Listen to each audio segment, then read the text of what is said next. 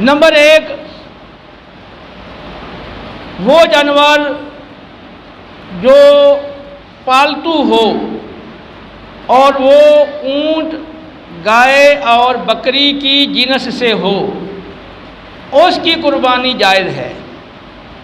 वहशी और जंगली जानवर जैसे हिरन है, नील गाय है, उनकी कुर्बानी जायज़ नहीं है। और इसी तरह वो जानवर जो इन तीन किस्म के जानवरों की किस्म से ना हो तो उसकी कुर्बानी भी जायज़ नहीं है। ऊंट में जितनी भी ऊंट की अक़साम हैं सब की सब उसमें दाखिल हैं। गाय की जितनी अक़साम हैं, और गाय के अंदर भैंस भी दाखिल है, क्योंकि भैंस भी गाय की एक नौ और किस्म है। बकरी के अंदर भेड़ और दुम्बा, नर और मादा, ये सब दाखिल हैं।